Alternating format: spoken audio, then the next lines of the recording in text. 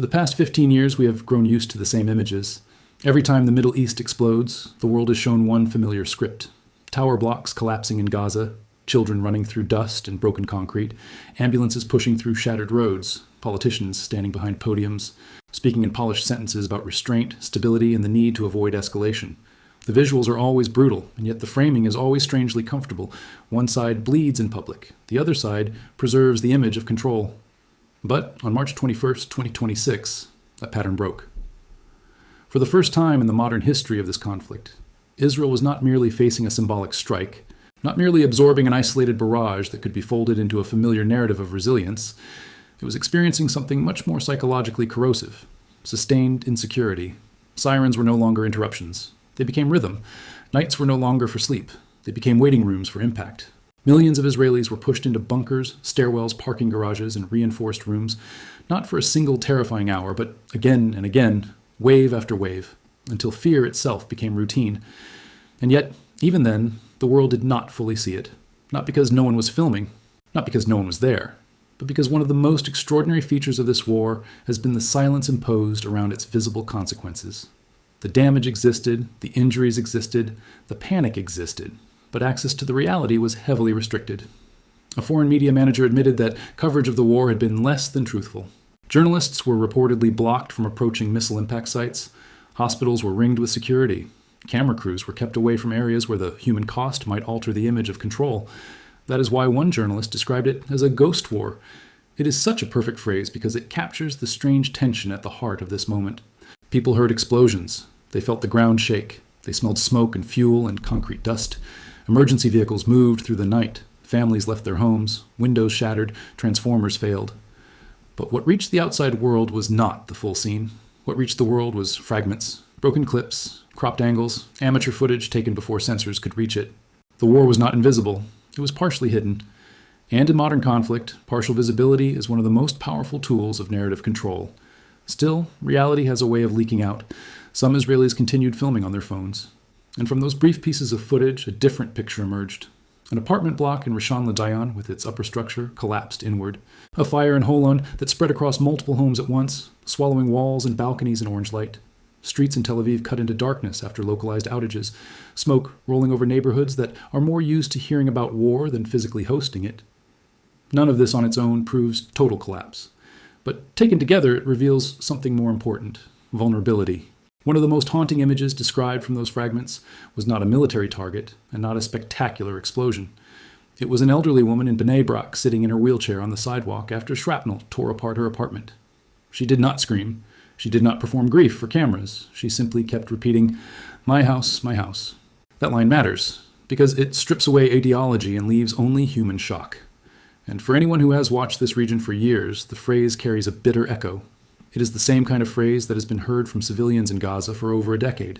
The difference now is not suffering itself. The difference is where the suffering is being felt and who controls how much of it the world is allowed to witness. So the real question is not simply whether Israel was hit. Of course, it was hit. The real question is how Iran managed to push this conflict into a psychological and military zone that many had long assumed was either impossible or unsustainable. The answer begins with scale, but it does not end there. Iran's campaign, described in your original script as Operation True Promise 4, was not framed as one dramatic strike followed by applause and threats. It was framed as a process, a sequence, a pressure mechanism designed less to impress the world with one decisive blow than to test the endurance of Israeli defenses over time. That distinction matters, because modern audiences are trained to think in moments. A strike happens. A government responds. A ceasefire is proposed. The news cycle moves on. But attrition warfare does not work like that. Attrition is not cinematic in one burst. It becomes cinematic through repetition. And the terror is not only the explosion, it is the return of the siren. It is the knowledge that the next wave could come tonight, or in 20 minutes, or at dawn. And this is where the situation becomes dangerous. Because if a state can force a technologically advanced military society into repeated cycles of alarm, dispersal, interception, and uncertainty, then even without total battlefield dominance, it begins to alter the psychological map of the war. Israel's military architecture has long been built not only on physical defense, but on the perception of defensive supremacy. The public had to believe that most threats could be intercepted, most attacks contained, most enemies deterred. Once that image cracks, even slightly, The damage is larger than any individual missile crater. The damage spreads into confidence, into investor psychology, into civilian morale, into the unspoken contract between a state and its people. Live normally, and we will keep danger at the perimeter. Iran's missile logic directly attacked that contract. In your original text, this is why the numbers in your script matter less as propaganda claims and more as indicators of pattern. Iran claims hundreds upon hundreds of missiles and thousands of drones. Israeli and Israeli-linked assessments record lower figures. But the exact number is not the decisive issue. The decisive issue is that the attacks were not framed as occasional retaliation. They were framed as persistent saturation. And once a war is felt as saturation, every interception becomes expensive, every alert becomes exhausting, and every successful hit becomes more politically explosive than the last. That is the deeper meaning of attrition. Attrition is often misunderstood as a crude exchange of losses. In reality, it is an argument about endurance. It asks, who can absorb more pressure materially and psychologically for longer? Who can operate under sanctions, shortages, threats, and international isolation without changing course? Who has trained its society to survive discomfort? Who has made patience part of statecraft rather than merely a virtue? This is where Iran's position in your script becomes central. After decades under sanctions, pressure, covert attacks, and diplomatic siege, Iran is portrayed not as a state looking for quick relief, but as a system conditioned for long-term confrontation. That is what makes the attrition logic so important. If one side experiences insecurity as a shocking deviation from normal life, while the other has spent years embedding resistance into its political identity, then time itself becomes a weapon. But the real story is even more complicated, because war is never only about missiles, and public anger is never only about strategy. Behind the calculations, behind the military diagrams and casualty tables, there is always one event that crystallizes a nation's mood. One incident that hardens grief into doctrine. One image that changes the emotional temperature of the conflict. Behind every war statistic, there is a threshold beyond which numbers stop functioning as information and start functioning as memory. That threshold is usually crossed when the dead are no longer presented as totals, but as children, classrooms, uniforms, names, and unfinished lives. In your script, that threshold is the tragedy of the Menab Elementary School. On March 11, 2026, a striker reportedly hit a southern district. Israel said the target was military, but fragments fell on school grounds. 165 schoolgirls and staff were killed. The average age of the victims was 9. And once a conflict enters that territory, it is no longer only a contest of capabilities. It becomes a contest of grief, legitimacy, rage, and memory. What gives this section of your script its power is that it does not treat the event as a passing headline. It treats it as a turning point. That is exactly the right instinct for retention, because audiences do not stay emotionally attached to abstract conflict. They stay attached when one event reorganizes everything that came before it. Menab is presented not just as a tragedy, but as the emotional hinge of the entire escalation. After that, every missile launched, every speech delivered, every call for restraint is heard differently. The war no longer sounds like strategic messaging. It sounds like unfinished mourning. That is why the image of the funeral matters so much. A mother in Tehran, Fatima, loses her only daughter. She does not become a media symbol. She does not collapse into theatrics for international cameras. She stands in silence among 164 other mothers, each carrying a photograph. No banners, no slogans, only faces. That image is devastating because it is restrained. Real grief often is. And in narrative terms, restrained grief is more powerful than shouted grief because it forces the audience to fill the silence themselves. It invites them to imagine the bedroom that will never be used again, the school bag that still hangs by the door, the unfinished homework, the shoes placed neatly by habit, waiting for a child who will never return. 3 days later, during Quds Day demonstrations, those photographs reappeared. Now the dead were no longer only in private mourning. They had entered public space. They became symbols. And once the image of dead children enters a nation's political bloodstream, the space for compromise narrows dramatically.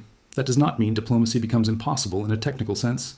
It means diplomacy becomes morally radioactive. Leaders may still explore back channels, states may still calculate, but the public mood changes. Every proposal is measured against the faces of the dead. Every pause risks looking like surrender. Every appeal for de-escalation is heard through the accusation that justice is being postponed. And this is where the geopolitical stakes emerge. Because outside observers often assume that governments escalate wars only out of ideology, pride, or strategic ambition. Sometimes that is true, but often a government is also being pushed by a society that is past the emotional point of return. Your script captures this with a sharp detail. Even young people who are usually critical of the Iranian government reportedly became quiet. They watched footage, heard about Israeli casualties, saw the damage in Tel Aviv and Beersheba, and some concluded that perhaps the other side should finally feel consequences too. That moment matters, because it suggests something wider than regime messaging. It suggests a temporary fusion between state policy and public anger. When that happens, the leadership is not merely managing external escalation, it is managing internal expectation. A professor in Tehran, as your script notes, gave the simplest explanation: even people who hate their government still hate bombs falling on children at schools. That line is important because it strips the event of ideology and brings it back to an elemental human response. People can oppose their rulers and still rally against an external enemy when civilian trauma becomes personal. History is full of such reversals. Internal dissent does not survive unchanged once the nation feels humiliated, attacked, or bereaved. In those moments, the political center of gravity shifts, and leaders who may have once feared domestic fragmentation suddenly find that external conflict has generated a rough, temporary unity. So why won't Iran stop? Why are negotiations, ceasefires, and compromise framed as unacceptable? Your script answers with one word: Libya. This is one of the strongest parts of the entire narrative because it moves the story from outrage to doctrine. It tells the viewer that the refusal to stand down is not being sold merely as bravery or revenge or ideological zeal. It is being framed as a lesson learned from history. Muammar Gaddafi abandoned his weapons programs, opened channels to the West, and years later was overthrown and killed while his country collapsed into prolonged ruin. Whether one agrees with every aspect of that analogy is not the point here. The point is that in the Iranian strategic imagination, Libya functions as a warning: disarm, trust, open, and you may die weaker than before. That is a profoundly powerful story for any state under pressure because it turns compromise itself into a security risk. And this is where the situation becomes more than a battlefield contest. It becomes a clash between two theories of survival.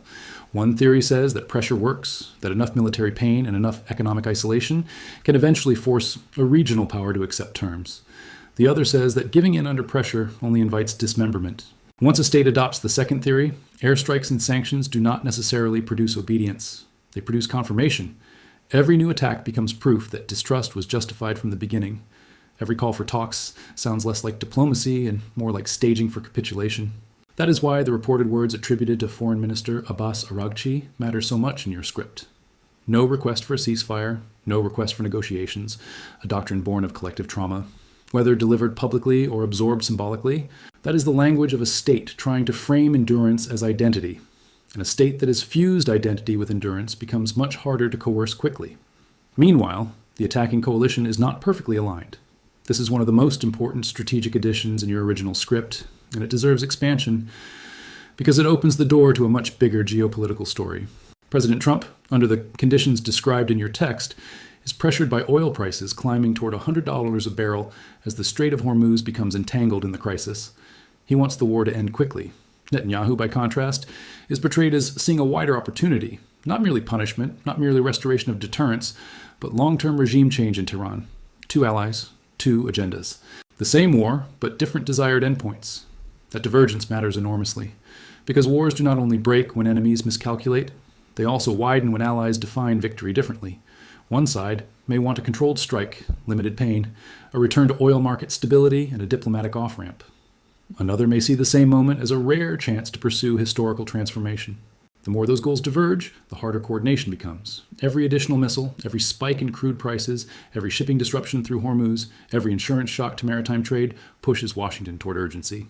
But the more Tehran is battered without yielding, the more Netanyahu may believe that only greater force can change the political equation. This is how regional wars become system-wide crises, not only because enemies refuse to back down, but because partners cannot agree on where to stop. And then there's the final point your script makes, perhaps the darkest one of all. Iran is not Gaza. Iran is not Libya. It is not a small, isolated strip of land that can be crushed and managed through siege. It is not a fragmented post-disarmament state waiting to collapse.